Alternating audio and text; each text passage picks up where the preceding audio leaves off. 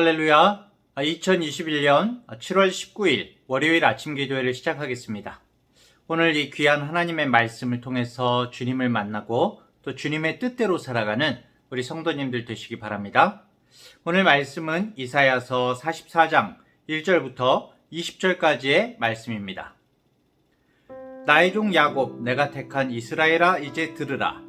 너를 만들고 너를 모태에서부터 지어낸 너를 도와줄 여호와가 이같이 말하노라.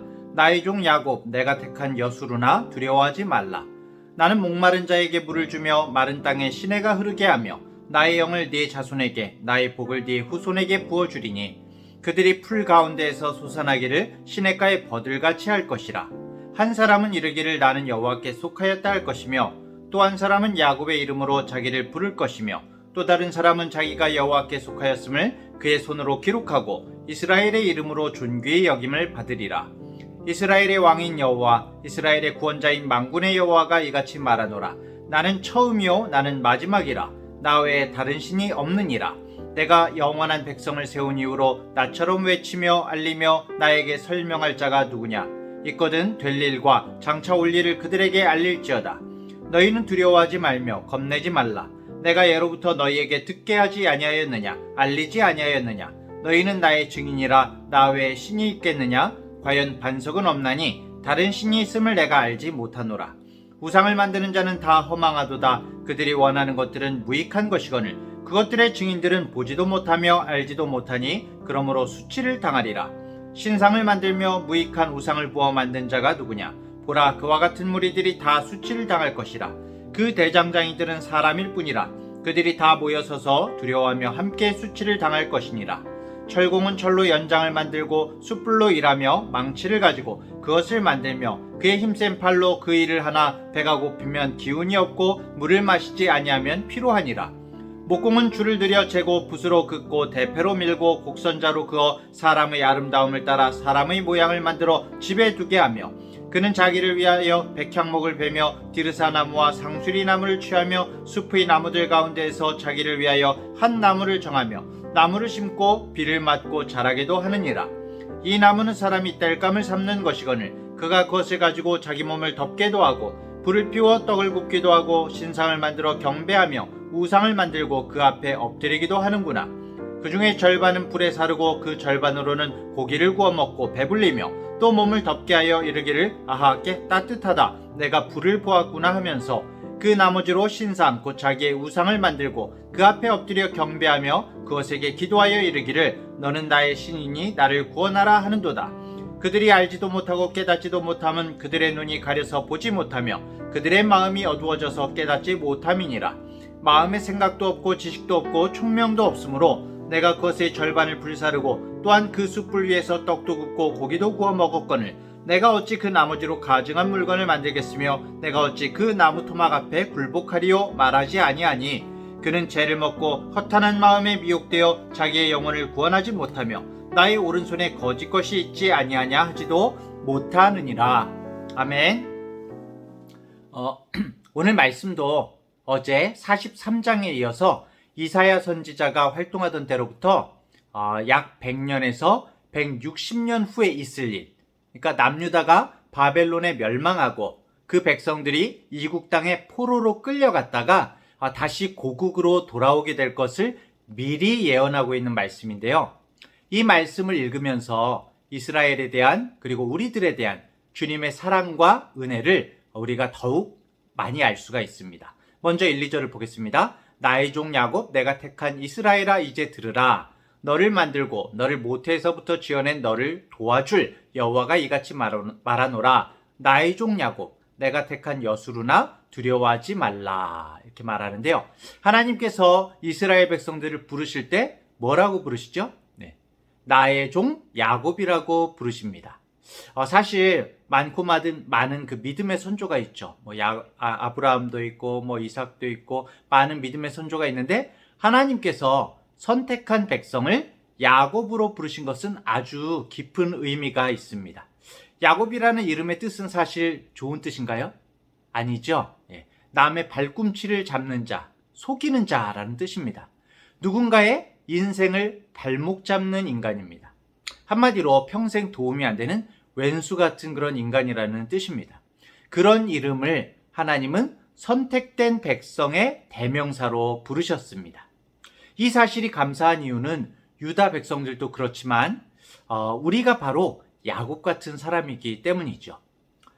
야곱은 평생 다른 사람의 발목을 잡는 그런 인생을 살았습니다. 그런 그가 하나님을 만나서 이름이 바뀌었죠. 야복강가에서 하나님과 밤새도록 씨름한 후에 얻은 이름이 바로 이스라엘이었습니다. 그 의미는 하나님과 겨루어서 이겼다라는 뜻인데요. 사실은 하나님께서 져주신 거죠. 그렇죠? 뿐만 아니라 이번에는 여수룬이라고 또 불러주셨습니다. 이 의미가 의로운 자라는 뜻입니다. 이스라엘 백성은 결코 의롭게 살지 않았거든요. 그럼에도 이렇게 불러주시는 것은 하나님께서 당신의 백성을 그렇게 만들어 가시겠다는 그런 뜻이죠. 야곱, 이스라엘, 여술은 이 세 이름은 바로 우리들의 이름인 것입니다. 우리는 자기중심적이고 이기적이고 욕심 많은 야곱과 같은 사람이었습니다. 하지만 그런 우리에게 하나님께서 찾아오셔서 져주셨죠. 져주시고 그래서 우리가 하나님을 알게 되었습니다. 그리고 이제는 우리를 의롭게 만들어 주시겠다고 하십니다. 사실 우리 모두는 불의한 사람들이죠. 불의하기 짝이 없죠. 하지만 우리가 하나님의 손 안에 있는 한, 우리가 하나님께 속해 있는 한, 하나님께서는 우리를 의롭게 만들어 가실 것을 우리는 믿는 것입니다. 자, 이런 우리를 어떻게 대해 주신다고 하십니까? 이어서 3절부터 5절을 볼까요?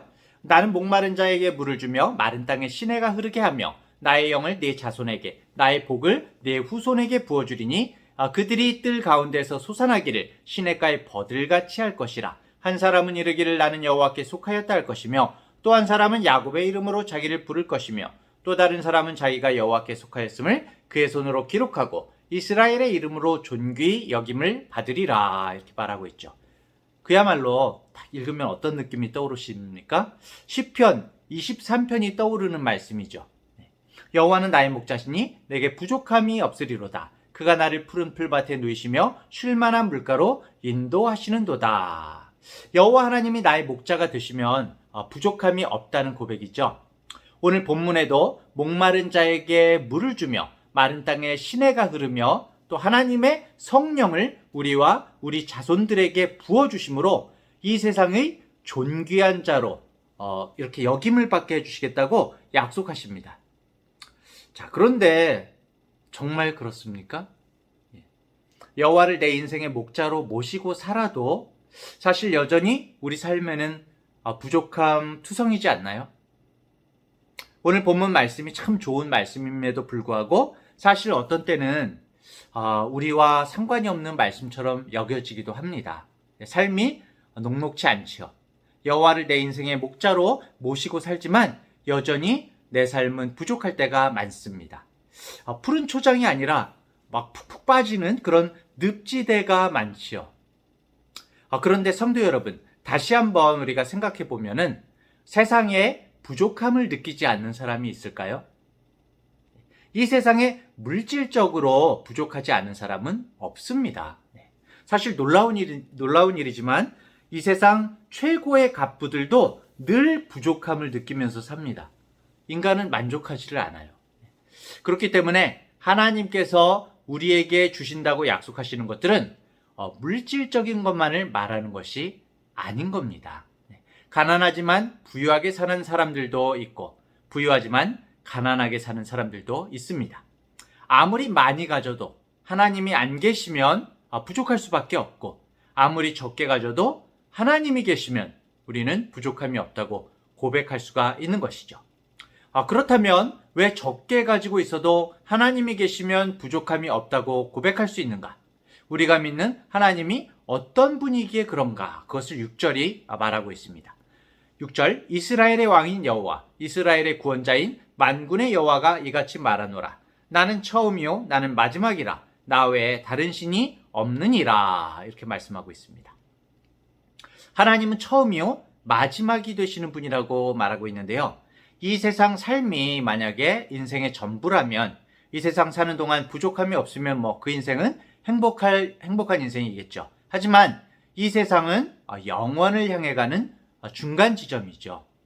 우리는 처음부터 나중까지 전체를 바라볼 때에 처음이시오 나중이신 주님, 창조주시오 심판주이신 주님과 언제나 함께하기 때문에 풍성하고 행복한 인생이 되는 것입니다. 이사야 시대의 남유다가 바라볼 때 어땠을까요? 이집트가 또 아시리아가 또 바벨론이 세상을 지배하고 있고 가장 부유한 나라처럼 보였을 것입니다. 하지만 그 모든 세상과 제국을 만드시고 또 거두시는 분이 처음이시오 나중이신 분이 바로 하나님이라고 말씀하고 있는 것입니다. 그 부유함은 잠깐이라는 것입니다. 하나님의 손바닥 위에 있다는 것입니다. 그러므로 세상에서 부유해 보이는 것들을 두려워하지 말라고, 겁내지 말라고 말씀하고 있는 것이죠. 어떠한 일들이 세상에 벌어지고 있더라도 결국 우리 주님이 모든 것을 다스리고 계신 것입니다. 그리고 우리는 그 주님의 자녀인 것이죠. 주님께서 사랑으로 우리를 건지시고 우리를 먼저 사랑하셨습니다. 세상을 다스리시는 주님의 손안에 우리가 있기 때문에 우리는 안전할 수가 있는 것이죠. 결국 8절이 우리의 믿음의 고백이 되어야겠습니다. 8절, 너희는 두려워하지 말며 겁내지 말라. 내가 예로부터 너희에게 듣게 하지 아니하였느냐? 알리지 아니하였느냐? 너희는 나의 증인이라. 나 외에 신이 있겠느냐? 과연 반석은 없나니 다른 신이 있음을 내가 알지 못하노라 라고 말씀하고 있습니다. 자, 그런데 이런 하나님께서 함께 계심에도 우상 숭배하는 자들의 어리석음을 이 9절에서 20절은 지적하고 있는데요. 이 세상의 신은 오직 하나님 한 분이신데 우상을 만들어 놓고 그것을 신으로 섬기는 인간은 참으로 어리석다고 말하고 있습니다. 9절입니다. 9절, 우상을 만드는 자는 다 허망하도다. 그들이 원하는 것들은 무익한 것이거늘 그것들의 증인들은 보지도 못하며 알지도 못하니 그러므로 수치를 당하리라 이렇게 말하고 있네요. 이 세상에서 가장 수치스러운 자, 어리석은 자는 우상을 만들고 숭배하는 자라고 말합니다. 왜냐하면 자신이 만든 우상이 자신에게 복을 가져다주고 또 불행을 막아줄 것으로 생각하기 때문이죠. 상식적으로 생각해봐도 나에게 복을 주고 나를 지켜줄 수 있으려면 나보다 가진 것도 많아야 되고 나보다 아는 것도 많아야 되고 힘도 있어야 하지 않겠습니까? 자, 그런데 인간이 만든 존재가 어떻게 인간에게 복을 주며 인간을 지켜줄 수가 있겠습니까? 이것을 아주 구체적으로 인간이 우상을 만드는 과정을 통해서 보여주고 있는데요. 15절부터 17절입니다. 이 나무는 사람이 땔감을 삶는 것이거늘 그가 그것을 가지고 자기 몸을 덮게도 하고 불을 피워 떡을 굽기도 하고 신상을 만들어 경배하며 우상을 만들고 그 앞에 엎드리기도 하는구나. 그 중에 절반은 불에 사르고 그 절반으로는 고기를 구워 먹고 배불리며 또 몸을 덮게 하여 이르기를 아하 따뜻하다 내가 불을 보았구나 하면서 그 나머지로 신상 곧 자기의 우상을 만들고 그 앞에 엎드려 경배하며 그것에게 기도하여 이르기를 너는 나의 신이니 나를 구원하라 하는도다. 당시 우상을 만드는 대부분의 재료가 나무, 목재 재료가 많았던 것 같습니다. 우상을 만드는 사람이 같은 나무로 일부는 땔감으로 사용해서 불을 피워서 떡을 굽고 난방용으로 쓰죠. 그리고 남은 목재로 우상을 만드는데 그 남은 찌꺼기를 가지고 말이죠. 자기가 만든 우상 앞에 엎드려서 경배를 하면서 나를 구원하라 하니까 이 얼마나 어리석은 모습인지를 말씀하고 있는 것이죠. 우리는 이 말씀을 읽으면서 나무로 우상을 만드는 사람들을 비웃을지 모릅니다. 그렇죠. 하지만 안타까운 것은 우리들도 근본적인 의미에서 우상 숭배를 할 때가 많다는 것이죠. 우상 숭배는 곧 우리의 탐욕의 또 다른 모습인 것입니다. 자신이 원하는 탐욕을 이루기 위해서 인간이 스스로 만들어 놓은 목적을 이루기 위해서 자기의 탐욕이 빚어놓은 형상 앞에서 자신의 소원을 추구하는 것이 바로 우상 숭배인 것이죠. 그래서 우상 숭배자는 눈이 있어도 보지 못하고 귀가 있어도 듣지 못하는 것입니다. 왜냐하면 자신의 탐욕이 그 눈과 귀를 가렸기 때문이죠. 18절 그들이 알지도 못하고 깨닫지도 못함은 그들의 눈이 가려서 보지 못하며 그들의 마음이 어두워져서 깨닫지 못함이니라. 오늘을 살아가는 우리들도 너무도 자주 우리가 추구하는 욕심 때문에 앞뒤 분간을 하지 못할 때가 많습니다. 오직 경배받을 분은 하나님 외에는 없다고 분명히 말씀은 가르쳐 주시는데도 우리는 우리의 탐욕과 욕망을 따라 성공과 세상의 인정을 추구하다가 결국 편리하고 쉬운 길인 그 화려함의 우상을 쫓아 살아갈 때가 많이 있습니다. 하나님을 섬기며 살아가는 자가 추구하는 예수님의 십자가와는 거리가 먼 영광과 번영의 우상을 섬기면서 살아갑니다. 세상 사람들이 걷는 편리함의 우상, 또 쾌락의 우상을 추구하면서 살아갈 때가 많이 있습니다. 사랑하는 대학교회의 성도 여러분, 우리의 눈에서 욕심과 탐욕의 비늘을 떼어내야 합니다. 마치 사도 바울이 다메섹으로 가다가 부활하신 주님을 만나고 강한 빛으로 눈이 멀었다가 아나니아의 기도로 눈에서 비늘이 떨어지죠. 그 비늘이 떨어지면서 바로 보게 된 것처럼 하나님께서 허망한 세상의 우상들을 바라보는 우리의 눈을 밝혀주셔서 비늘이 떨어지게 하셔서 오로지 유일하신 하나님을 바라보고 독생자 예수 그리스도만을 쫓으며 성령과 날마다 동행하는 우리 복된 성도님들 되시기를 간절히 축복합니다. 오늘도 승리하면서 사시길 바랍니다. 제가 먼저 기도하고 다 함께 기도하심으로 오늘 하루를 시작하겠습니다. 발목 잡는 야곱 같은 우리 인생을 사랑하시되 끝까지 사랑하셔서 절대로 포기하지 않으시는 하나님 아버지 감사를 드립니다. 우리의 부족함에도 불구하고 날마다 우리의 속사람이 변화되게 하시며 주님 안에서 날마다 새롭게 지어져 가게 하시는 은혜를 찬양합니다.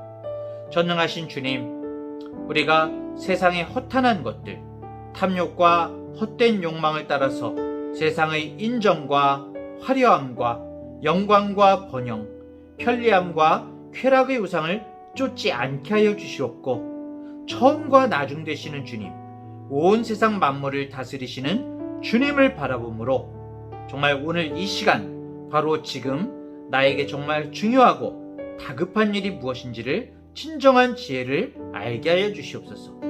헛된 우상에 빠져서 우리의 인생을 낭비하지 않게 하시고 주님 안에서 하나님께서 기뻐하시는 인생을 살 수 있도록 영원한 소망을 쫓는 오늘의 선택과 결단이 될 수 있도록 순간순간 주님과 동행하게 하여 주시옵소서.